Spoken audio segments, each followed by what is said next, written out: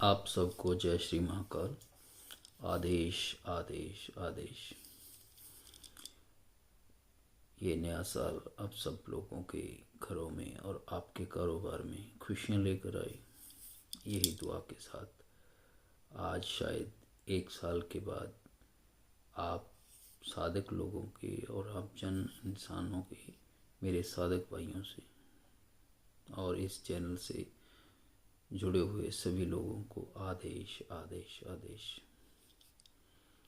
अच्छे साधकों के, जो अच्छे साधना करने वाले लोग हैं, उनके अनुग्रह के ऊपर मेरा संकल्प है कि हमारे सनातन और अखंड भारत में जो आज से लगभग 200 साल पहले साधनाएं चलती थी, जो हमें पीरों फ़कीरों से, पंडितों से, कुछ सिद्ध पुरुषों के पवित्र मेल से मिली हैं साधनाएं, जो गुटकों से, जहाँ गुप्त ग्रंथों से, ब्रह्म चिंतामणि, रुद्रामल तंत्र, नौखंड इंद्रजाल से, या गोरख ज्योति से 1800 ईस्वी के जो पुराने ग्रंथ हैं, जिसमें देवी देवताओं की, यक्षिणी की, परियों की, जिन्नों की, नटनियों की, सिद्ध पुरुषों की खुद की आजमाई हुई साधनाएं आपके अनुरूप रखें, और पहले भी रखी है, जो कि जनहित हमने वो साधनाएं की है।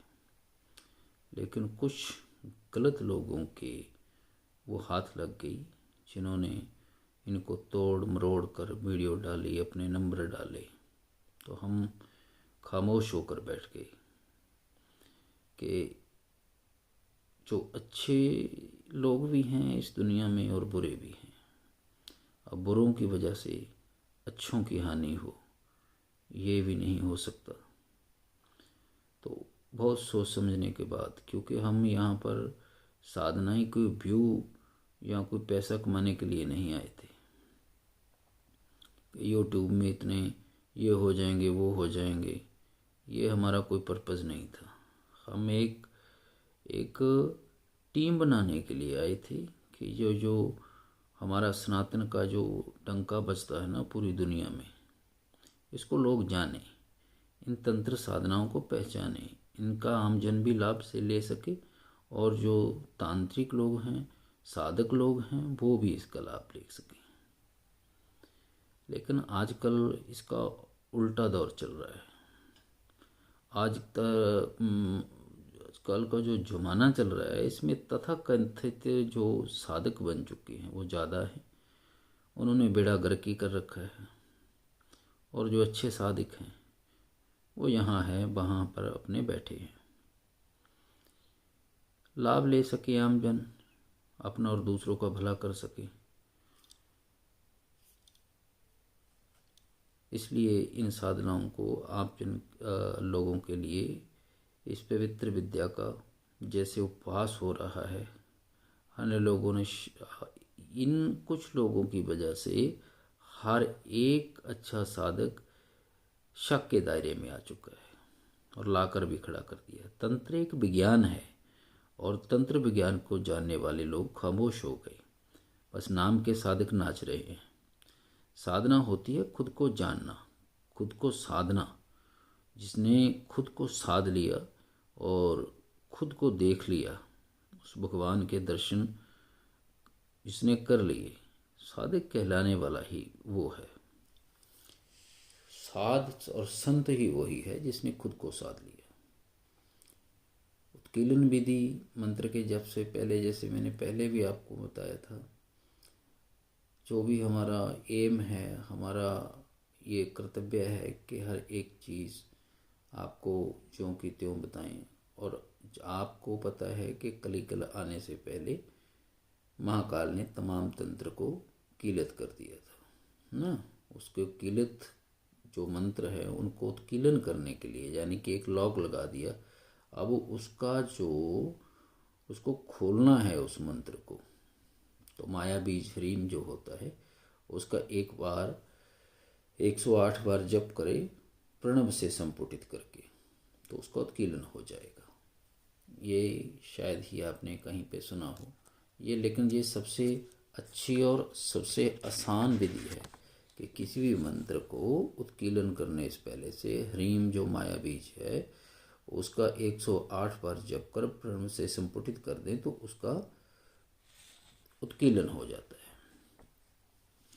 कुछ मंत्र हैं जिसका 10 संस्कारों से उजारना भी अनिवार्य होता है, विमलीकरण होता है उनका, वो तभी काम करते हैं। रात के प्रहरों का भी विशेष टाइम होता है तंत्र में, कौन सी साधना किस प्रहर में हो। आजकल तो मुंह उठाकर शमशान में चले जाते हैं, इनको जाने का साधक धोखा खाता है। ऐसा साधक जो बिना इन चीज़ों को जाने शमशान में जाता है, लाभ की बजाय हानि होती है। रात के पहले अभी आप रात का आपको जो प्रहर है उसके बारे में बताते हैं और ध्यान से सुनिएगा, ठीक है। रात के पहले और आधे जो प्रहर होता है उसको दीवा कहती है। आधे के बाद शेष दंड और उसके बाद 10 दंड जिसको महानिशारात्रि भी कहते हैं। उसके बाद अति महानिशारात्रि आती है जिसको 10 दंड रात्रि बोला जाता है। 10 दंड रात्रि में आप जो वीर साधना होती है वो लोग संपन्न करते हैं, जिसको शव साधना बोला जाता है। किसी भी सिद्धि में मंत्र चैतन्य, मंत्रार्थ, गुरु ध्यान, मंत्र प्राण, जीवा शोधन ये सभी सिद्धियों की कुंजी है। कोई भी सिद्धि में सर्वप्रथम गुरुदेव, फिर मंत्र, देवी देवता, तत्पश्चात होता है इष्ट देव का ध्यान करना, सबसे जरूरी है। उसका ध्यान आप दिल में कर लें। जो ये बातें हमने बताई है ये तंत्र सिद्धि में जरूरी होती हैं। हमारा शरीर जैसे 5 तत्वों से मिलकर बना है।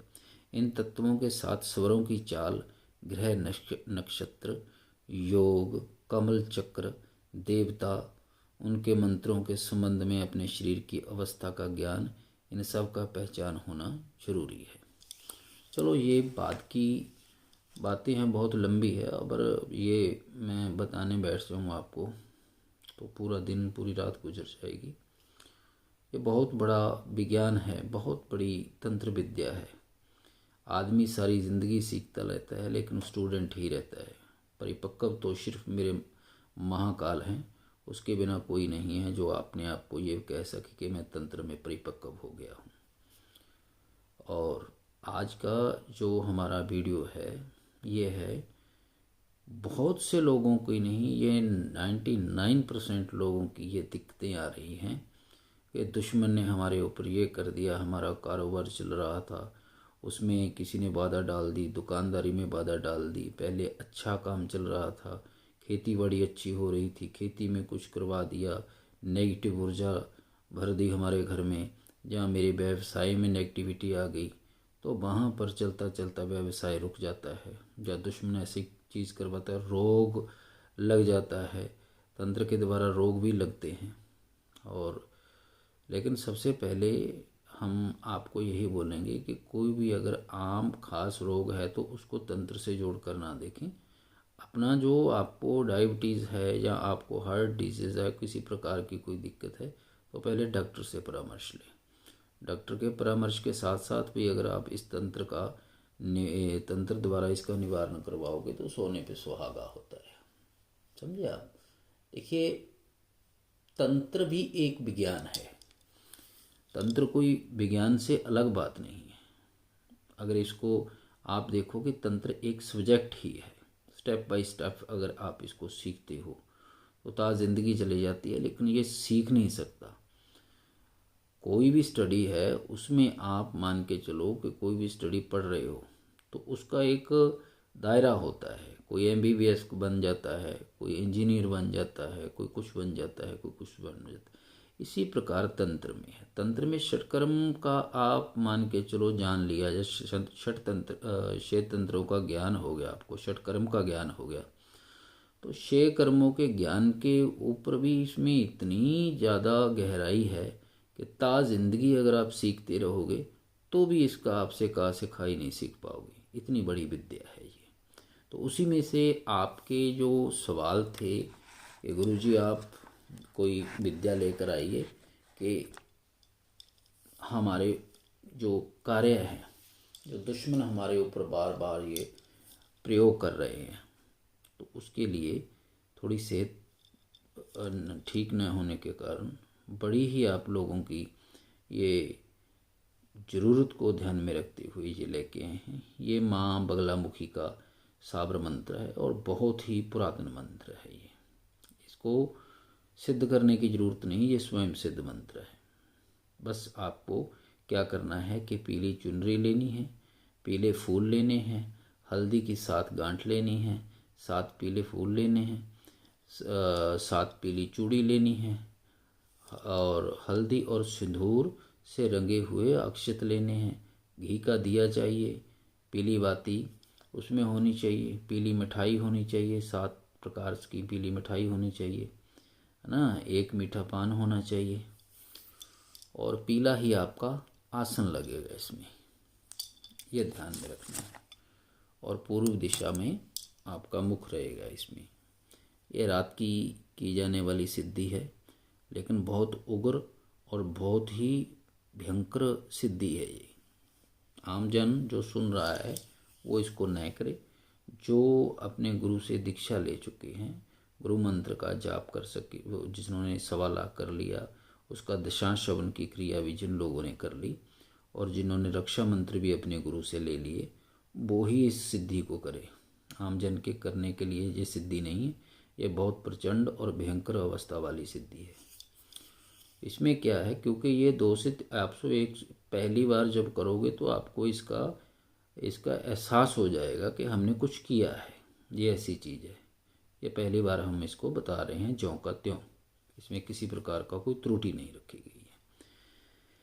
और इस मंत्र को जहाँ तो एकांत जगह में, जहाँ शमशान में, जहाँ पीली सुपारी में माँ को जागृत अवस्था में उसको पीली हल्दी से रंगने के बाद उसको जागृत अवस्था में ही जान लीजिए कि सामने मेरे जो आप छोटा बेजोट रखोगे उसके ऊपर इस सुपारी को रखना है।